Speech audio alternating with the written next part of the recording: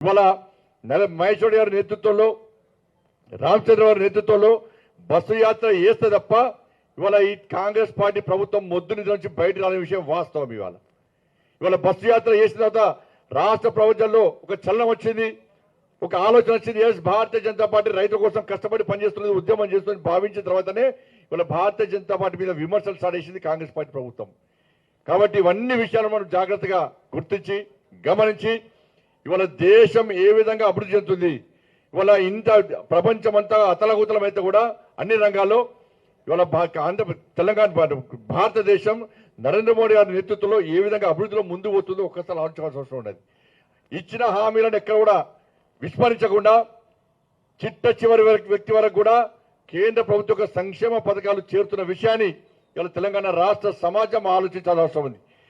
ఏ రాష్ట్రంలో ప్రజల మీద బర్డెన్ లేకుండా, ఏ రాష్ట్రంలో ప్రజలు ఇబ్బంది పడకుండా నరేంద్ర మోడీ గారి ప్రభుత్వం పక్కా 100% ప్రతి సంక్షేమ పథకాన్ని ఇవాళ మీకు అందించే ప్రయత్నం చేస్తున్నది. పేదల ప్రతినిధిగా, పేదల ప్రభుత్వంగా ఇవాళ నరేంద్ర మోడీ ప్రభుత్వం ముందుకు సాగుతున్న విషయాన్ని మనం గుర్తుంచుకోవాలి. కాబట్టి అదే దిశలో ఇవాళ తెలంగాణ రాష్ట్రం అభివృద్ధి చెందాలంటే ఏ ప్రభుత్వం రావాలి, ఏ ప్రభుత్వం ఏర్పడాలో ఒక్కసారి గుండె మీద చేసుకుని ఆత్మవిమర్శ చేసుకోవాల్సిన అవసరం తెలంగాణ సమాజానికి ఉందన్న విషయాన్ని ఒక్కసారి గుర్తుంచుకోవాలి. ఇవాళ కేంద్రంలో నరేంద్ర మోడీ గారి ప్రభుత్వం ఇవాళ తెలంగాణ రాష్ట్రంలో ఏర్పడితే తప్ప ఇవాళ 8 లక్షల కోట్ల అప్పులు తీరాయి, తెలంగాణ రాష్ట్రం అభివృద్ధి చెందదన్న విషయాన్ని ఒకసారి గుర్తుంచుకోండి. ఇచ్చే ప్రభుత్వానికి అధికారం ఇవ్వండి, తెలంగాణ రాష్ట్రం అభివృద్ధి చెందుతుంది. వాళ్ళ పక్క రాష్ట్రం ఆంధ్రప్రదేశ్ ప్రభుత్వం అభివృద్ధి చెందుతుందంటే వాళ్ళ అక్కడ నరేంద్ర మోడీ ప్రభుత్వం ఏర్పడది. నీతి రహిత నీతివంతంగా పాలన కొనసాగుతున్నది. కేంద్రం ఇచ్చిన నిధులను సద్వినియోగం చేసుకుంటున్నారు, నిధులు దారి మళ్లిస్తలేరు, నిధులు వాపసు పోతలేవు. వాళ్ళ బీజేపీ పాలిత రాష్ట్రాల్లో అభివృద్ధి చెందుతుందంటే నీతి నిజాయితీతో కమిట్మెంట్ తోని, ఒక నిబద్ధతతోని ఆయా రాష్ట్రాల్లో ప్రభుత్వం అవినీతి రహిత ప్రభుత్వాలుగా వాళ్ళ ముందుకు సాగుతున్నాయి కాబట్టి అభివృద్ధి చెందుతుంది. వాళ్ళ తెలంగాణ రాష్ట్రం పూర్తి అవినీతిమయమైంది. బీఆర్ఎస్ పార్టీ పాలన అవినీతే, కాంగ్రెస్ పార్టీ పాలన అవినీతే. ఇటువంటి పరిస్థితుల్లో ఇచ్చే ప్రభుత్వానికి అధికారం ఇవ్వండి, నిధులు ఇచ్చే ప్రభుత్వానికి అధికారం ఇవ్వండి, నిజాయితీగా పాలించే ప్రభుత్వానికి అధికారం ఇవ్వండి, నిబద్ధతతో పాలించే ప్రభుత్వానికి అధికారం ఇవ్వండి, కమిట్మెంట్తో మీ గురించి ఆలోచించే ప్రభుత్వానికి అధికారం ఇవ్వండి.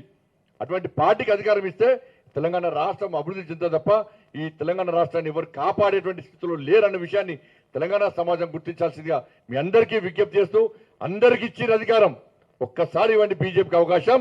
ఈ తెలంగాణ రాష్ట్రం ఏ విధంగా అభివృద్ధి చెందుతుందో మేము చూస్తాం. కాంగ్రెస్ పార్టీకి అధికారం ఇచ్చారు, టీడీ గతంలో అనేక పార్టీకి అధికారం ఇచ్చారు, బీఆర్ఎస్ పార్టీకి అధికారం ఇచ్చారు. అప్పులు పెరుగుతున్నాయి తప్ప ప్రజల సంక్షేమం ఏ విధంగా పెరుగుతలేదు, ప్రజల సంక్షేమంగా బతికే పరిస్థితి లేదు, సంక్షేమ ఫలాలు మీకు ఎంతలేవు. అందుకే అందరికి ఇచ్చారు అధికారం, బీజేపీకి ఇవ్వండి ఒక్క అవకాశం. తెలంగాణ రాష్ట్ర అభివృద్ధి ఏందో నరేంద్ర మోడీ గారి నాయకత్వంలో భారతీయ జనతా పార్టీ ప్రభుత్వం మీకు చేసి చూపదని చెప్పి ఈ సందర్భంగా తెలంగాణ రాష్ట్ర సమాజానికి విజ్ఞప్తి చేస్తూ రాష్ట్ర ముఖ్యమంత్రి గారు మళ్ళొక్కసారి విభేదాలు సృష్టించి ఇవాళ లబ్ధి పొందే ప్రయత్నం చేస్తున్నారు. ఎందుకంటే 6 గ్యారెంటీల అమలు విషయంలో ప్రజలు, కొనుగోళ్ల విషయంలో ప్రజలు ఇబ్బంది పడుతున్నారు కాబట్టి ఆ దృష్టి మళ్లించడానికి ఇవాళ పక్క రాష్ట్రంతో యుద్ధం చేస్తామని చెప్పి ఇలా ప్రకటిస్తున్నారు. భారతీయ జనతా పార్టీని టార్గెట్ చేసి ఇలా విమర్శించే ప్రయత్నం చేస్తున్నారు. ఇలా కాళేశ్వరం విషయంలో మహారాష్ట్ర ప్రభుత్వం మనకు సహకరించిన విషయాన్ని రాష్ట్ర ముఖ్యమంత్రి గారు మర్చిపోయినట్టున్నారు. కాళేశ్వరం విషయంలో, ప్రాణహిత చెవుల విషయంలో కానీ ఇతర ప్రాజెక్టుల విషయంలో పక్క రాష్ట్రంతో ఇబ్బందులు ఉంటే కలిసి కూర్చొని మాట్లాడుకునేటువంటి ప్రయత్నం చేయాలి. ఈ రాష్ట్ర ముఖ్యమంత్రి అపాయింట్మెంట్ అడిగితే రాష్ట్ర ముఖ్యమంత్రి ఇయ్యారట, కిషన్ రెడ్డి గారు అపాయింట్మెంట్ ఇప్పారట. చెప్పు నాకు చేత కాదు అపాయింట్మెంట్స్ కూడా చేతనైతలని చెప్తే మేమే ముందుకు వస్తాం, కిషన్ రెడ్డి గారు ముందుకు వస్తారు. పక్క రాష్ట్రాలతో మంచి సంబంధాలు ఏర్పరచుకొని రాష్ట్ర అభివృద్ధి లక్ష్యంగా ముందుకు పోవాలి తప్ప పక్క రాష్ట్రాలతో గిల్లి గజ్జాలు పెట్టుకొని దాని ద్వారా మళ్ళీ తెలంగాణ వాదాన్ని మళ్ళీ ఒకసారి తీసుకొచ్చి దాని ద్వారా రాజకీయ లబ్ధి పొందాలని చూస్తే ఇది మంచి పద్ధతి కాదు. మహారాష్ట్ర ప్రభుత్వం పక్క సహకరిస్తుంది. అన్ని రాష్ట్రాలు సంక్షేమంతో ఉండాలి, అన్ని రాష్ట్రాల ప్రజలు లాభపడాలి, అన్ని రాష్ట్రాల ప్రజలు సుఖ సంతోషాలు జీవించాలనేటువంటి ఆలోచనతోనే నరేంద్ర మోడీ ప్రభుత్వం ముందుకు వస్తుంది. కాబట్టి అన్ని విషయాల్లో రాష్ట్ర ప్రభుత్వానికి సహకరిస్తాం. పక్క రాష్ట్ర అభివృద్ధికి కట్టుబడి మేము ఉన్నాం. నిధులు ఇచ్చేది మేమే. కేంద్ర ప్రభుత్వం నిధులు లేకుంటే రాష్ట్ర ప్రభుత్వం నడిచే పరిస్థితి లేదు. కేంద్ర ప్రభుత్వ సంక్షేమ పథకాలు తప్ప తెలంగాణ రాష్ట్రంలో ఇతర సంక్షేమ పథకాలు అమలు చేసే పరిస్థితి లేదు. కాబట్టి మళ్ళీ అప్పీల్ చేస్తున్నా, అందరికి ఇచ్చిన అధికారం ఒక్కసారి బీజేపీకి ఇవ్వండి అవకాశం. అభివృద్ధి ఏందో చూపడతాం, సంక్షేమం ఏందో చూపడతాం.